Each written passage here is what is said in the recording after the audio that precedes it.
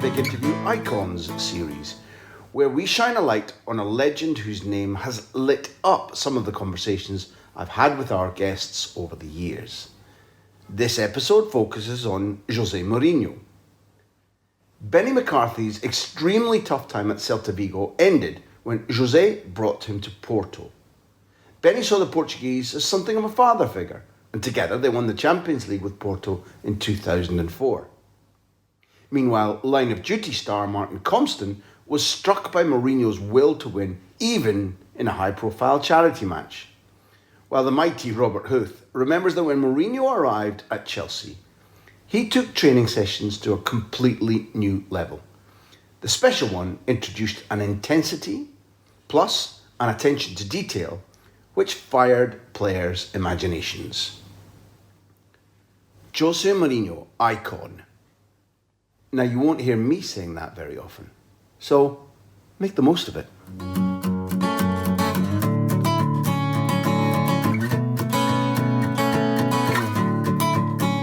Porto in that stage weren't Champions League. When you went down, Mourinho was taking over because they were having, for them, difficulties. Yeah, they were having the worst season. I think there were six in the league, and a long time that Porto's been there. And then obviously, so I played in the cup match, which they won 4, and I scored 2, I think, on my debut, and 1 assist. So yeah, everybody was like, "Oh, great signing! Like now we've got a striker." And then the coach got the boot, and then he was out the door. And then the next day on training, I saw, hey, that's the guy that it's that guy. The young guy that spoke to me, that convinced me to come to Porto. Meanwhile, he was that was going to be the coach. And he's like, I'm glad you took my advice and happy to have you here, you know. And he said, nah, with you in my team, what I want to do, I'm going to win everything. And I'm thinking to myself, is this guy on drugs? Or what is he? Because I couldn't even catch a game at Celta. And he's telling me that he's going to win everything because now he's the missing link in his puzzle, you know. I couldn't understand what he was on about. But anyway, I just said, okay, yeah, I'm glad. And I'm going to do my best for him, you know. And I think the thing that just made me switch, and I said, I'll run through a brick wall for this guy, was he did something that nobody in football has ever done. Like football manager-wise, coach never came and understood what you were going through, your pain or that. Everybody just thinks, like you're getting paid big money, so you just get on with it. You're just kind of like a servant. You're not a person. But people didn't understand. People didn't know what I was going through and the tough time that I had at Celta, and came and he said, "Hey, you okay?" And I'm happy to be there. And he says, if you need anything, just ask. If you want to come for dinner, my house is open. Wow.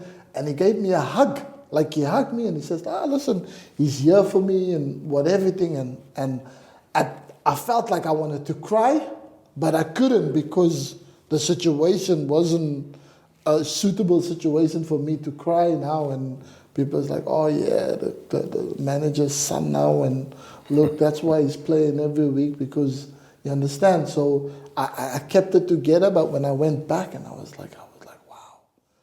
He's not just like a coach, he's a human being, like he cares, and he probably knows my shit that I was going through at Celta, and that's why he's the way he is, like he was just very caring, and I think that was a nice touch because I've never had it. Do you know, Benni, I don't know him so well, but he tells a story about how as a kid, his dad's a football coach. And the club his dad is working for sacks him, I think on Christmas Eve or even Christmas Day. And of course that brings misery to the house, to the family, at a time of great joy. And the young Mourinho, according to Jose himself as he retells it, says there and then, okay, This is how football is. I don't like this. And whether it's the same now, because all men change, they grow, they mutate. But at that point, the guy you're describing who, because many people listening might be surprised that a human touch is unusual in football. Now, maybe we know it is, but it's amazing how much small things can do, because friends who respect each other might do what you're talking about. How are you? Yeah. Can I help? Here's a good idea about what you might do now. So good people do that to each other all the time, but maybe not in football. And I remember when you first started telling me stories like this, you told me about him having a similar effect on the dressing room, because the team talk about, if you do this, this is what will happen. Mm-hmm. Yeah. Just try and bring that dressing room moment, because he gave the same feeling to your teammates as he gave to you. If you do what I say, then we'll qualify for this. And then, because I think he also correctly predicted what you would win. Yeah, no, 100%. So, yeah, and I think it paid off straight away, because I played like a man possessed, and I don't think,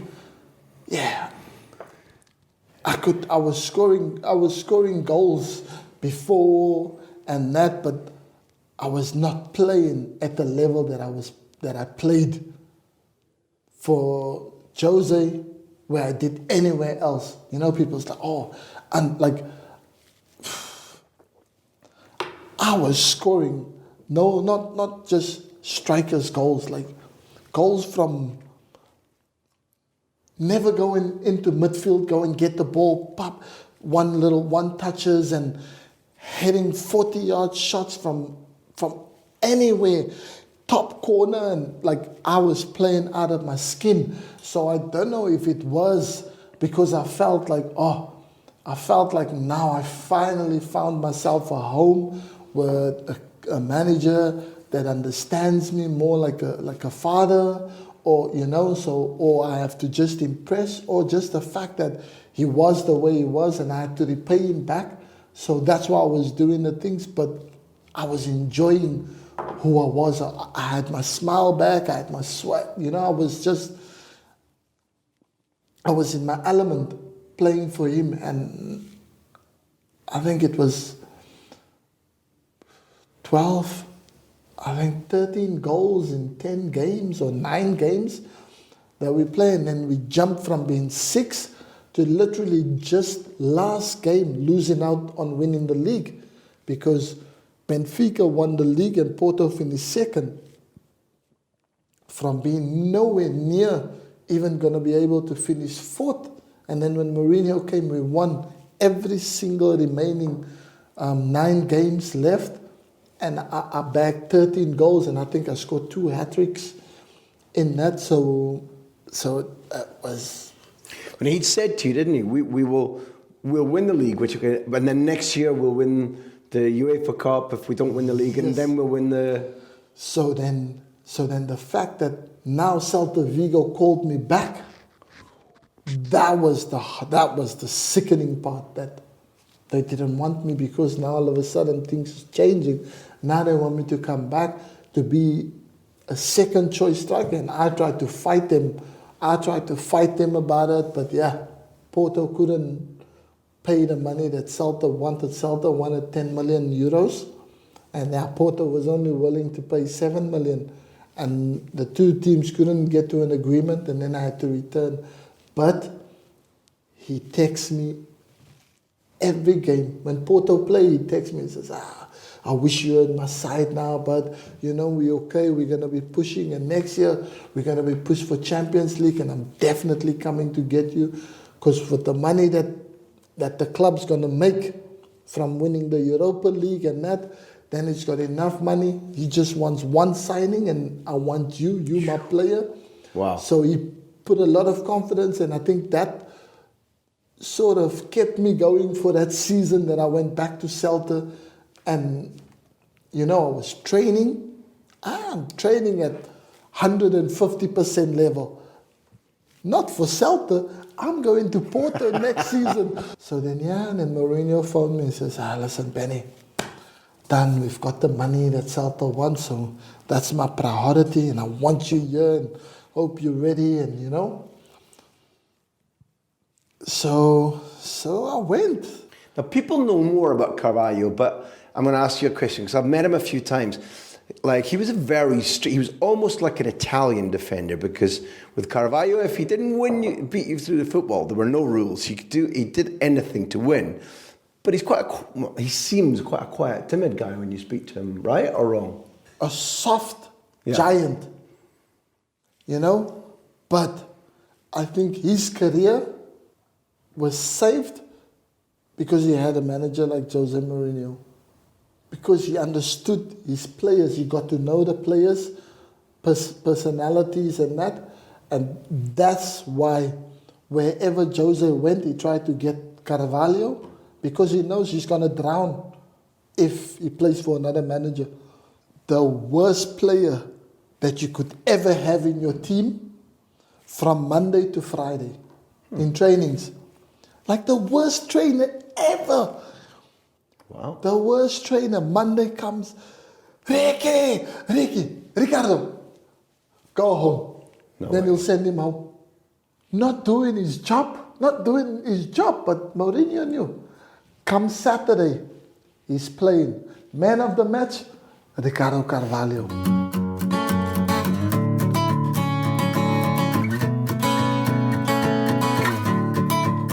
We're nearly out. Saturday before he died, the Prince phoned me and said, "Is it true that Martin Compston knows Greg, Gary Tank Commander, McHugh?" Is Gary's a bright, leading man, writer, Greg, performer. Gary to everybody else, Greg to us. Is he the kind of guy who might lead you astray? I think we lead each other astray quite a lot.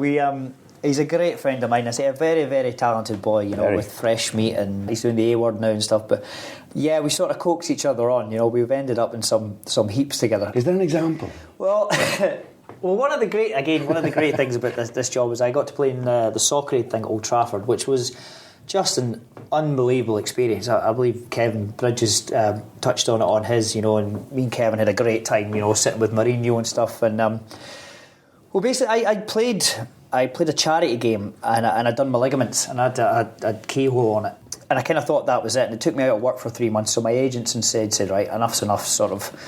Like, it's time to concentrate on your actual job. And then the call came through for soccer aid, and I hadn't even run or anything on it yet, and I was just thinking, maybe this isn't the right thing, but I says, I'll go down and I'll have a run, and if I can wait on it, I can't miss this opportunity, because they told me Mourinho was managing. You were going to be playing with Seedorf, Stam, Davids, Del Piero, Shevchenko.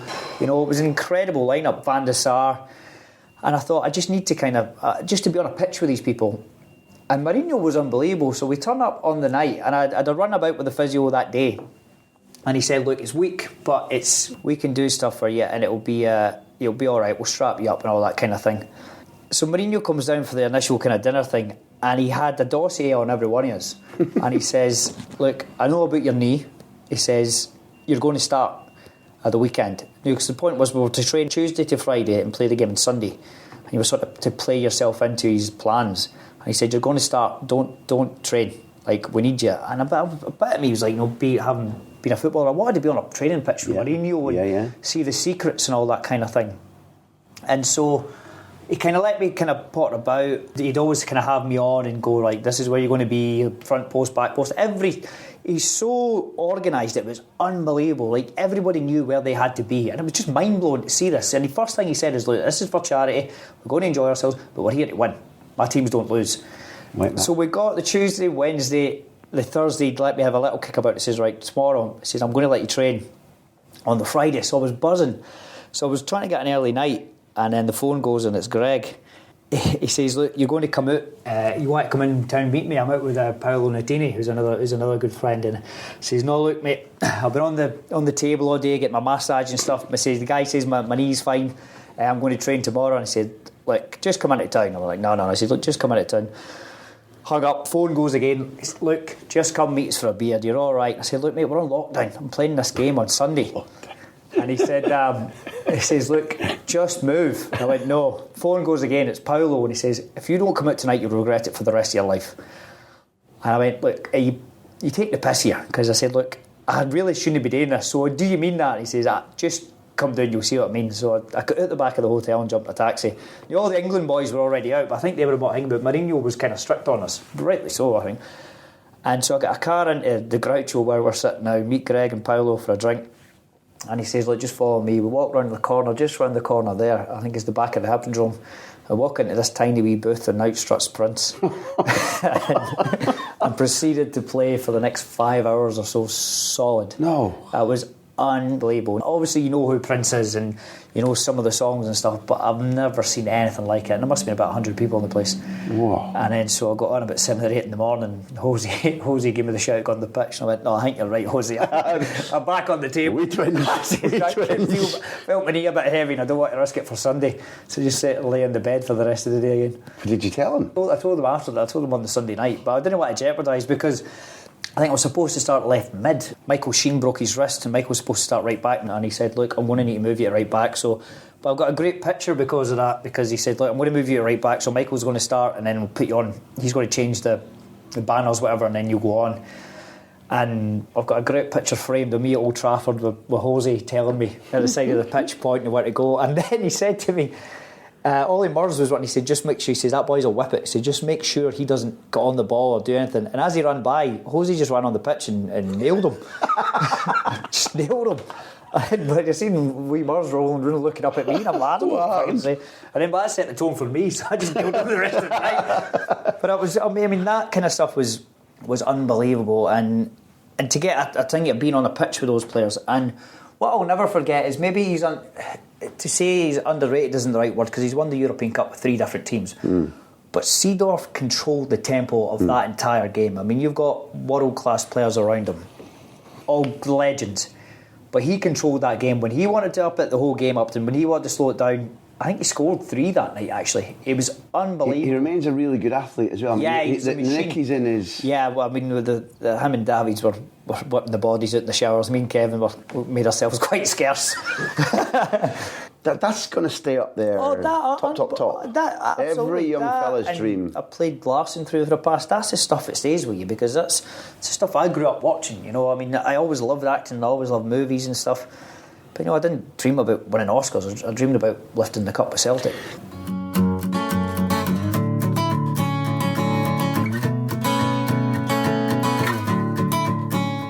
I was 18, I think, when he came. For me, it was an absolute game changer, because I've gone through pre-seasons where you run the first 2 weeks, you don't see the ball, you're just trying to be as fit as you can, blah, you would have heard all that nonsense.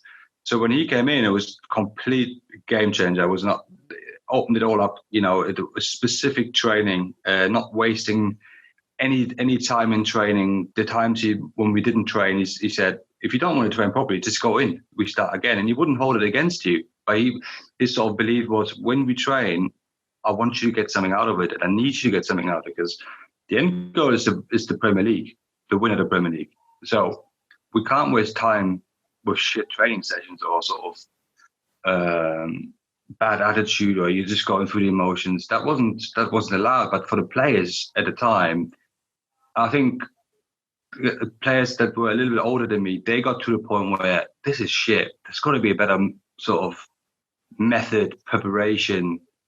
And when he came in, I mean, their eyes just lit up. They went, what? They really, and you could see for the first, 3-4 years, they were miles ahead.